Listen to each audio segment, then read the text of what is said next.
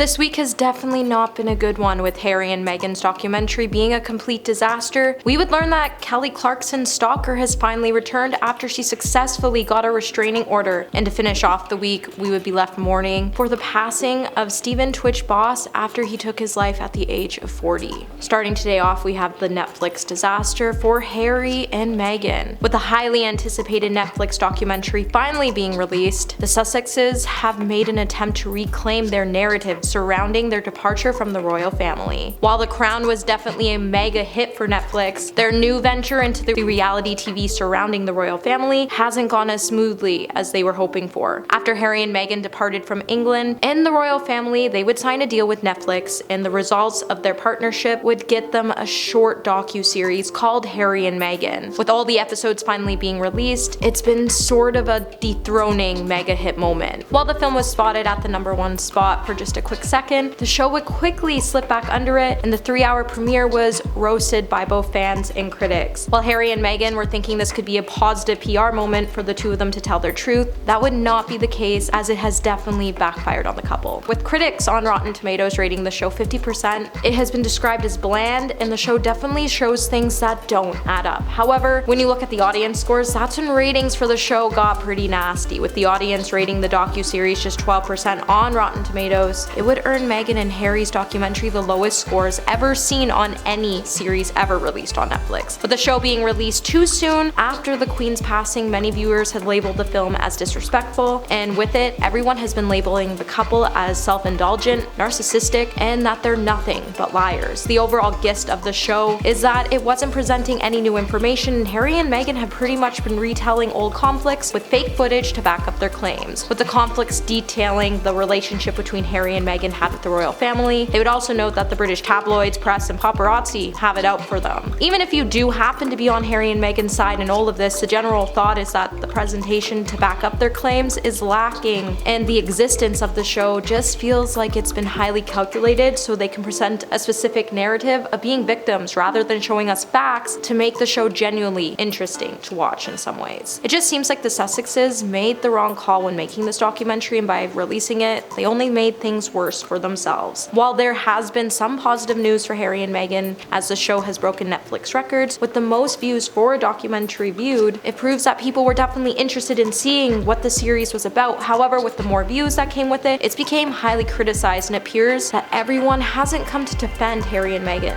As we learned that multiple images and videos were manipulated for us to feel bad about the couple, a lot of us chose to side with the royal family, as we learned that things just didn't add up. Whatever the case is, if Harry and Meghan wanted the world to know their story, they definitely got it, but with it, they would be labeled as pathological liars. So was it even worth it for them to release the series? And let us know in the comment below. And on to the next story, we have Clarkson Stalker returns. It seems like if you're famous, not even a restraining order can stop your stalkers from showing up at your doorstep. When news broke early yesterday that Clarkson Stalker had returned, Kelly would let us know that this lady just doesn't know how to stop coming around. When the singer's team finally filed new legal documents, TMZ, to no surprise, would share their findings with all of us. And the documentation obtained by TMZ, it would claim that a woman by the name of Huguette Nicole Young has deliberately been driving by Kelly's home at least once a week, and this comes even after a TRO was granted to keep her away from Kelly and her home. Also, according to the docs, it would come to knowledge that Kelly's head of security, Michael Lopez, said that the team noticed Young's car, which has been previously seen and identified by them for her past visits to the property. The car would then be spotted cruising by Kelly's property in Los Angeles very early on Tuesday morning around 1:45 a.m. Michael was even able to upload the surveillance footage that would show Young's vehicle creeping across Kelly's driveway in the dead of night, with Kelly just successfully getting a judge to sign off on a court-ordered temporary restraining order on Young. You think this would cause her to stay away, however, that hasn't been the case. With Young visiting Kelly's home nearly 20 times over the past 5 years, Kelly's security team has claimed that with the visits, Young has left multiple gifts and other items on her front gate, and they were able to capture each incident multiple times on surveillance. But that's not the most concerning part, as even some of Kelly's former backup singers have claimed that Young actually started following Kelly all around the country dating back to 2009, which is actually pretty creepy if you think about it. Kelly has also confirmed that back in 2009, this is when Young started mailing her gifts and fan mail. And to make matters even worse, this isn't the only stalker that showed up on Kelly's doorstep this week. Kelly is currently dealing with 2 alleged stalkers. As if you can recall, she recently just got a separate restraining order on Monday after a dude showed up to her home in a semi-truck. Now I get it, a lot of you think celebrities are your idols. However, with saying that, showing up to someone's home you don't know is just inappropriate and creepy. Celebrities are normal people, and while you may want to show them your love and support, maybe send them some fan mail, buy a concert ticket, or if you run into them on the street, say hi and tell them you really love their work. Stalking them home and making them feel unsafe is just not it. And the final story today, we have Steven Twitch boss passes away at 40. So yesterday we lost someone who inspired many people around the world, and it truly hurts to know that he will no longer be with us. At 9:49 a.m. Pacific time, Ellen DeGeneres would pay tribute to her friend Steven Twitch boss.